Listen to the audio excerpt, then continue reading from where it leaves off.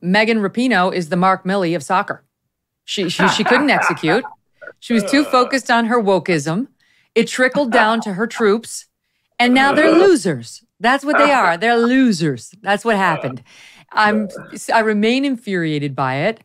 I couldn't care less that they lost. In fact, I'm thrilled that they lost, and I remain hopeful that they will take a lesson from the fact that they have allowed themselves to be led into oblivion, the oblivion of being a loser, by a woman who's much more concerned about her Nike checks and Subway checks than she is about getting the big W.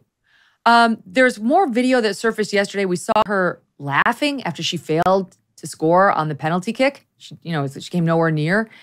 And I said on the show yesterday, okay, emotions are weird things. Like there's a fine line between laughing and crying. So I don't know what this is about. And we talked about it with my team. Like, why do we care? Like about the laughing? And because there's more video of her laughing again. I'll show it to you and then we'll talk about it. But here she is with her hugging her family after the loss. You can see she's upset, the big hug. And then once again, when she pulls away from the family member, it turns into laughs. And when my team asked me, can you imagine LeBron James losing an NBA final and laughing? Like, can you imagine the Miracle on Ice hockey team? I mentioned them yesterday. Laughing after they lost, right? They wouldn't.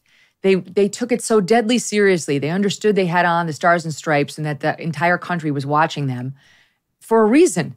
Like, she's able to laugh. It's all about her. The whole thing has been. And it trickled down to where, other than 3 girls who half-assed the national anthem, gentlemen, it was not like the MBD rendition of the Declaration. Other than those 3 girls, they wouldn't sing. They refused to honor the country.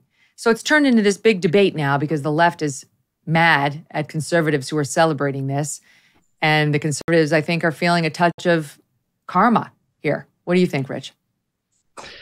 Yeah, I'm glad they lost. I felt zero investment in this team because too many of them didn't seem to feel an investment in their country. And that's ingratitude. On the laughter, I will give her a break, as you alluded to, the fine line between laughing and crying. I think that's derisive, sardonic laughter, and there's just no accounting for how certain people process emotions. You mentioned Miracle on Ice, 1980 U.S. hockey team. I watched the end of that game against the Soviets like at least probably every 6 months. It was one of those formative sports in my life. My kids once said to me, why don't we never see you cry? And then one day we were bored and I was like, let's watch the Herb Brooks speech from the movie when he's exhorting his team prior to the game against the Soviets. And then my daughter looked at me, Daddy, why are you crying? Yes, not tonight. But Herb Brooks, that coach who delivered that wonderful speech, they win that game. He walks away. He does not celebrate. He couldn't handle it for whatever reason. He's a button-up guy. Just walked off the bench, went into the locker room. No one saw. So how people could process emotions is different. But this, when she was asked what she was proudest about, wasn't a game, wasn't a moment in a game, wasn't a victory, wasn't being with her teammates. It was equal pay.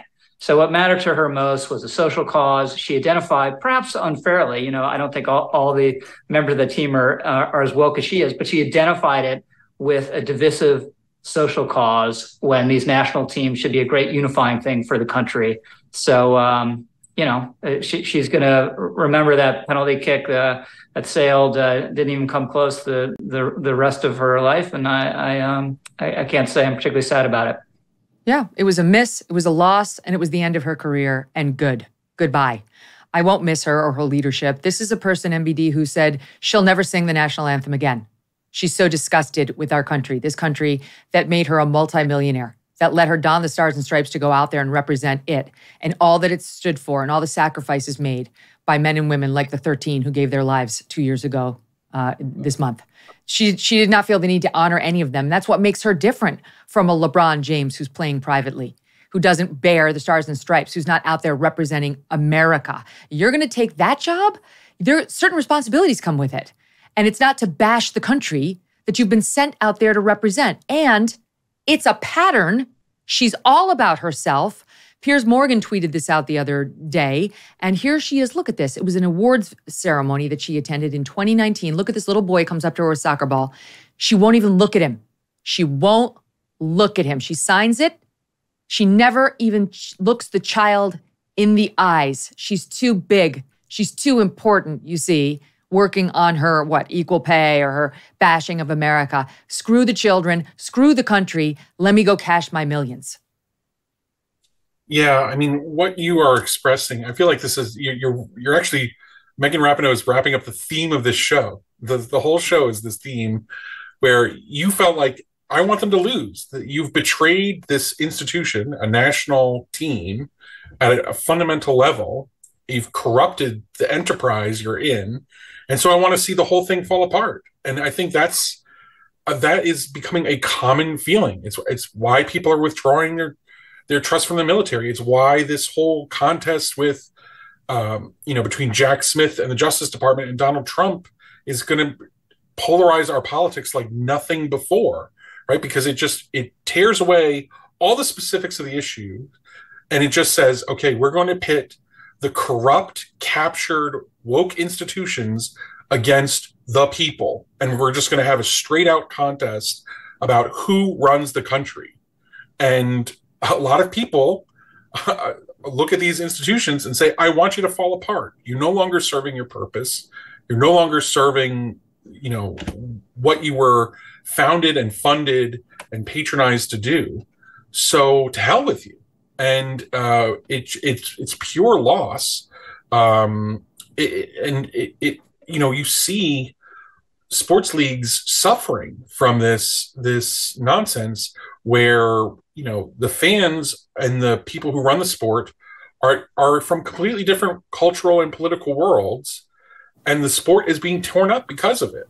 Right. I mean, like and half the players aren't even on the side of the executives and owners or the managers that run the marketing departments. I mean, we saw this with the Dodgers this year, where you have a marketing department that markets this anti-Catholic group, and you have a Christian pitcher, Clayton Kershaw, trying to salvage something of his own self-respect and the team's reputation with fans by trying to institute, something to honor Christians on another night. So this is just a pattern repeated throughout our culture, and it's not going to go away until you take the left's toys away from them, until they are chastened again, like they were earlier. Like in the Reagan era, there were a lot of liberals who had out their opinions on American foreign policy, on American domestic policy, in all sorts of positions of cultural influence. But they knew that they were a minority, and they knew to respect the sensibilities of the majority as much as possible. And they don't do that anymore. Junk science. That's what the doctor called many of those fruit and vegetable supplements on the market. Junk science because they use extracts of common produce department fruits and vegetables with few health benefits, let's face it. But I want to tell you about Field of Greens. Now, Field of Greens is different. They use the whole organic fruit and vegetable, not a watered-down supplement. And it's backed by a better health promise, which I'm about to tell you about. Each ingredient in Field of Greens was scientifically chosen to support vital organs like heart, lungs, and kidney health. Others support your immune system, blood pressure, metabolism, and healthy weight loss. Their better health promise is simple. The next time you're at the doctor for a checkout, if the doc doesn't say something like, you are looking healthier than before, you get your money back. That's a deal right there. So let me get you started with 15% off.